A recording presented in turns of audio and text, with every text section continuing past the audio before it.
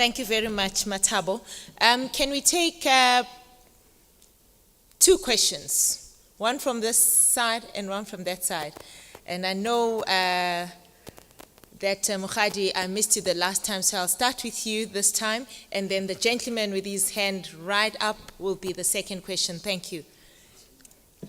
Mokgadi, we need a mic, thanks.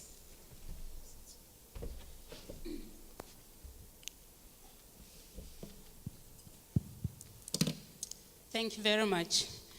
So I'm very impressed. My question is, when I look at the World Economic Forum Competitiveness Index, where we are with governance, what you have communicated is powerful.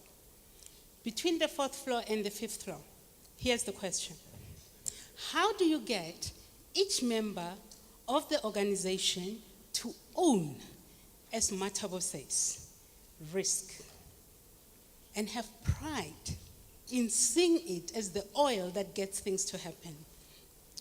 And Louis, your beautiful articulation of whether you put risk or audit together or it's separate, you are very clear about what the responsibility is and the accountability is. How do we ensure the execution? Because again, I remember I made this comment 3 years ago. We are excellent at articulating the strategy, the plan, the intent. But when it comes to execution, we fall short. Surely, there must be a way we can bridge the gap. Makwinana, very, very practical what you brought to the table. My question is, how do you ensure ownership as an example of what you've done with your committees? Thanks. Okay, let's take the second question in case they could be addressed together.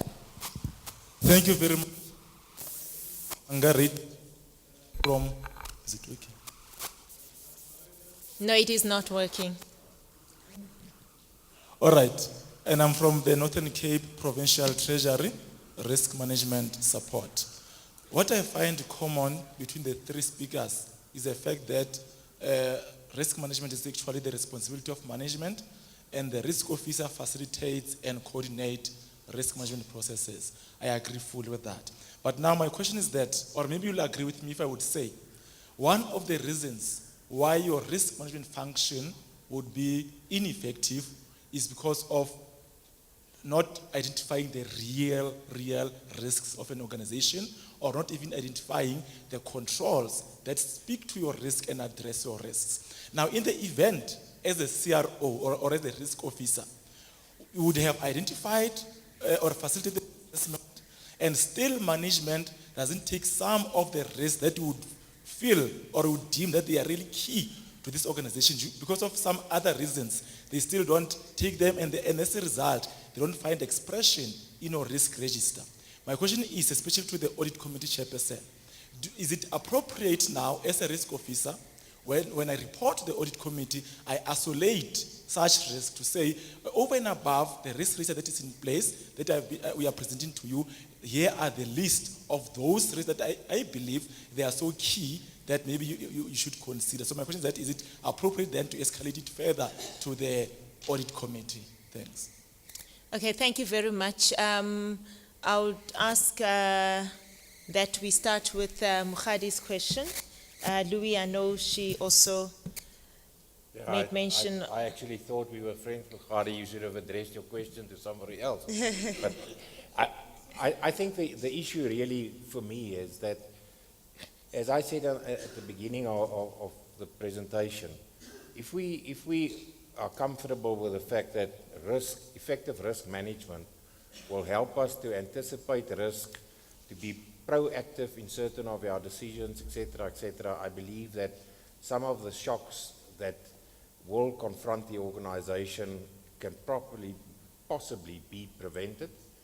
Secondly, I believe that if we drive an organization where we driving stakeholder interest, shareholder value, and the demands of the shareholders to see sustainable performance, I think one will understand the necessity for an effective risk function.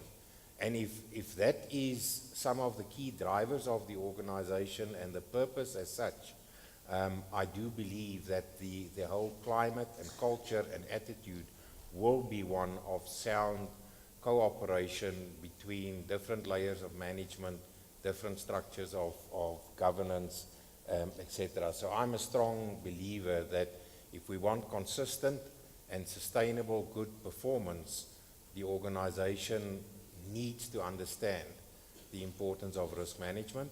And then I also believe that if the board annually does a proper assessment of all its governance structures and making sure that it works effectively, we will identify some of the challenges and be able to address them to make sure that we really are coordinating things properly.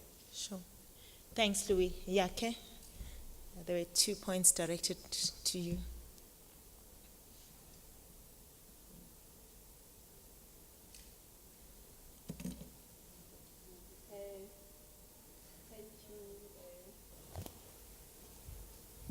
Thank you, Cindy. The question of ensuring ownership of risk, basically, the most important thing is communication and also awareness. And also that should, whatever the person is responsible for in terms of risk should also be included in their KPIs. Like for instance, in the example that I did talk about of a person who is a cleaner, if she doesn't know what is going to happen if the person doesn't clean the kitchen or doesn't clean the floors or leaves the floors not dry, if she doesn't know, he or she must be made aware of the consequence in the event that that doesn't happen. And therefore, communication and awareness is very, very important in terms of ownership. Sometimes you find that people, it's not because they do not want to comply, but they are not aware of the consequence in the event that something doesn't happen. And therefore, it's important that people do get educated about their own risks and also be made to account, because on average, people do want to be responsible. But if they do not know why they are made to do whatever they are supposed to do, there will be some resistance. And therefore, that's how I would basically emphasize communication and awareness. And also the KPIs where there can be a reward or a punishment in the event of performance or non-performance of a specific task. The second question, basically, I think it was talking about escalating the risk to the audit committee.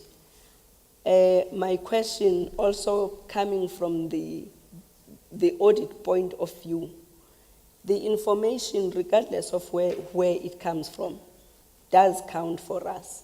Like, for instance, you cannot say the information is coming from outside or from a person who is not appropriate or who is not related to the business, because that is very, very, very important.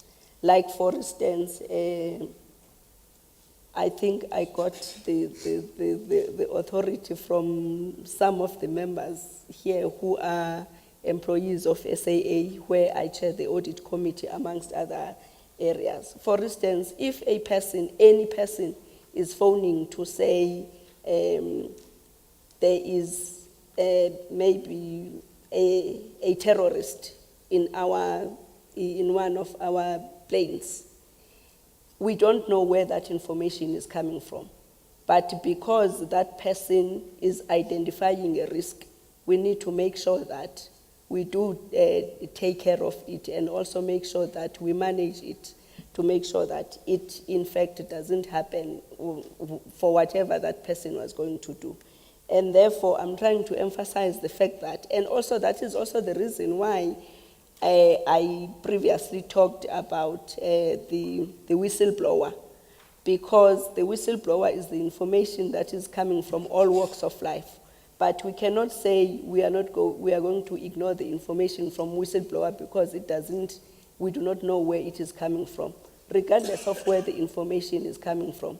We need to consider that and also adjust our risks where necessary. Thank you very much. Thanks. Thank you. Matabo, anything on your side? On the question of how do we get other employees' own risks, I've covered during my presentation that the culture within the organization has to be a culture of risk management. So I know culture can only be created over time if it's not the culture yet. So we need to have that culture from the top to the lowest level of the organization. And secondly, it has to be embedded within the employees' day-to-day activities. So through the culture change, through the day-to-day activities that employees conduct, it has to be, those activities have to have embedded risk management within them. And awareness and training, as Yake mentioned, training on what needs to be done. The cleaner needs to know how to manage risk within their area, so the relevant training should be provided. And on the issue of the risks that have been not been identified by management, but the chief risk officer or the CAE has identified them, I think there would be a need to go back to management and try and debate the risks that you have identified.